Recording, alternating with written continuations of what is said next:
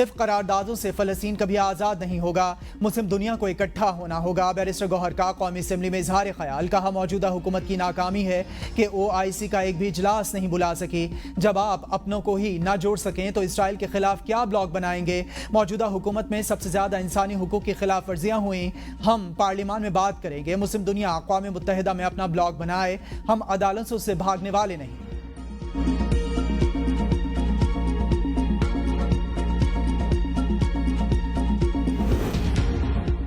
Pakistan peoples party के रहनुमा परवेज अशरफ ने कहा है कि वज़ीर-ए-आज़म शहबाज शरीफ से सियासी जमात के साथ मुज़ाकरात की अपील कर दी। कौमी असम्बली इजलास से इज़हार ख्याल में कहा कि आलमी चैलेंजेस से निपटने के लिए ज़रूरी है कि हम अपना घर दुरुस्त करें। वज़ीर-ए-आज़म शहबाज शरीफ से दरख्वास्त करता हूँ कि वो कौमी डायलॉग का आगाज़ करें। हमारे आपस के मसाइल मुज़ाकरात के ज़रिए हल होने चाहिए।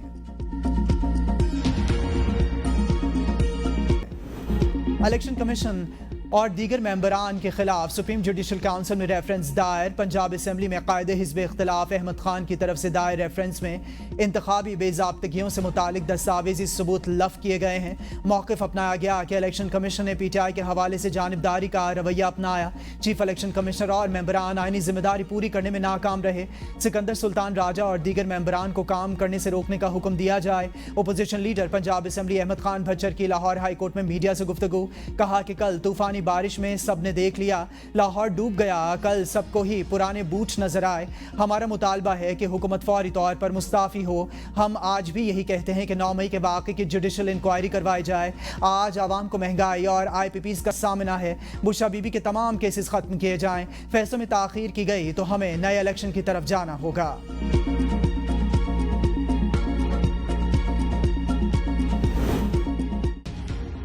बिजली के मसले पर सियासत आवाम की तौहीन के मुतरादिफ। सस्ती बिजली की फराहमी किसी एक जमात का नहीं, पूरी कौम का मुतालिबा, किसी मुआहदे के ताने का निशाना नहीं बनना चाहिए। वज़ीर-ए-आज़म का काबीना इजलास से खिताब, कहा जो लोग आज धरने दे रहे हैं वो सियासत बराए सियासत कर रहे हैं। एक जमात से पूछना चाहता हूँ कि 10 साल में इन्होंने क्या किया। 350 डैम बनाने के दावेदारों ने 10 मेगावाट बिजली भी पैदा न की। बिजली की कीमत कम के बगैर बरामदात बढ़ सकती हैं, ना ज़रा तरक्की कर सकती है। पावर सेक्टर और FBR सही ना हुए तो खुदा न खास्ता मुल्क की नाव डूब सकती है। तनख्वाहदार पर टैक्स का एहसास है, इसीलिए 200 यूनिट तक के सारिफिन को तहफ़्फ़ुज़ दिया है। हम किसी सियासी दबाव में नहीं हैं। वज़ीर आला सिंध ने सूबे में बिजली बनाने और तकसीम करने वाली अथॉरिटी बनाने का ऐलान कर दिया। मुराद अली शाह का कहना है कि Sindh electric power regulatory authority बना रहे हैं। सबसे बड़ा बिजली का मसला है और इस मसले का हल है। सिंध तवानाई बहरान का मसला हल कर सकता है। गैस दें, अपनी बिजली पैदा करेंगे। तवानाई के मसले पर सबको साथ लेकर चलना होगा। पूरा यकीन है इस मुश्किल वक्त से जल्द निकल जाएंगे। आज सुबह सिंध थर के कोयले से सबसे सस्ती बिजली बना रहा है। 70% गैस भी सिंध ही पैदा कर रहा है। मुश्किल वक्त में सबको मिलकर अपना किरदार अदा करना होगा।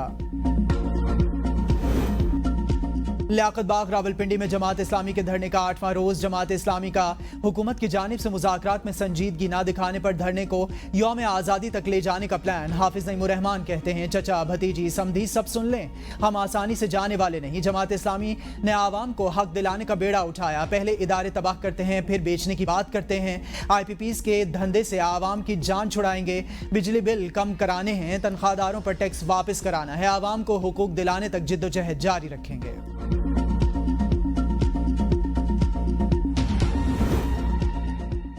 बारूदी मवाद केस, रऊफ हसन एक रोज़ा जिस्मानी रिमांड पर CTD के हवाले। केस पर समाअत ATC जज ताहिर अब्बास सिप्रा ने की। प्रोसिक्यूटर की मजीद 7 रोज़ा जिस्मानी रिमांड की इस्तदा मुस्तरद। वकील सफाई अली बुखारी ने अपने दलाइल में कहा कि रऊफ हसन से बारूद की बरामदगी नहीं हुई। 2 रोज़ से रऊफ हसन को कस्टडी में रखा। प्रोसिक्यूटर से पूछें रऊफ हसन का मुकदमे में किरदार क्या है। हैरान हूँ, रऊफ हसन का रिमांड चाहिए क्यों?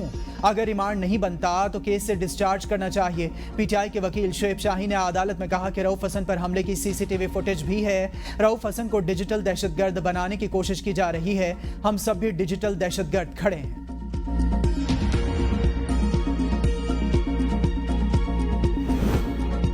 इलेक्शन कमीशन की तमाम सियासी जमातों को गोशवारे 29 अगस्त तक जमा करवाने की हिदायत। इलेक्शन कमीशन ने कहा है कि सियासी जमातें माली साल के अख्ताम के बाद 60 दिन के अंदर अपने गोशवारे फॉर्म D पर चार्टर्ड अकाउंटेंट के जरिए पेश करेंगी। सालाना आमदनी और अखराजात फंडिंग के ज़रात, असासाजात और वाजिबात इलेक्शन कमीशन में जमा करवाना होंगे। कमीशन को पेश की जाने वाली तफसीलात में सियासी जमात की ऑडिट रिपोर्ट, पार्टी सरबराह की जानिब से मजाज ओहदेदार की दस्तखत शुदा।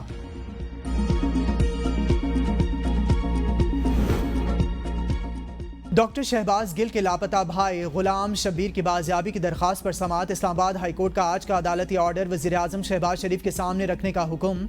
जस्टिस गुल हसन औरंगजेब ने रिमार्क्स दिए, पहले बंदा उठाने के लिए SHO को कहा जाता था, अब हुकूमत पाकिस्तान खुद पॉलिसी के मुताबिक ये करती है। इदारे जब कह देते हैं कि हमें नहीं पता, ये सबसे ख़तरनाक सूरत हाल होती है। अब अगर हम सख्त ऑर्डर करें तो हम जजेस के खिलाफ कार्रवाई शुरू हो जाती है।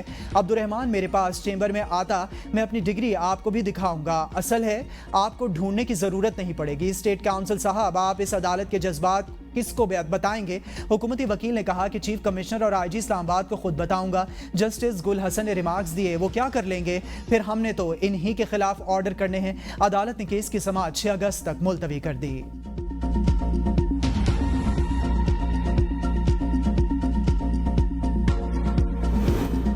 इस्लामाबाद हाई कोर्ट का शिबली फराज का नाम ECL से निकालने का हुक्म। जस्टिस तारिक महमूद जहांगीरी ने दरख्वास्त पर समाअत की। वकील दरख्वास्त गुजार का कहना था कि 4 FIRs हैं, सब में जमानत पर हैं, जिस पर अदालत ने सरकारी वकील से इस्तफसार किया कि अब क्या ग्राउंड है। सरकारी वकील ने मौक़िफ़ अपनाया कि जो अदालत हुक्म करेगी हम अमल करेंगे। जस्टिस तारिक महमूद जहांगीरी ने रिमार्क्स दिए कि वज़ारत दाखिला और DG पासपोर्ट अदालत को मुतमईन नहीं कर सके। 1 हफ्ते में नाम ECL से निकाल कर अदालत में रिपोर्ट पेश की जाए। DG पासपोर्ट और DG FIA को भी अमल दरामद रिपोर्ट पेश करने का हुक्म।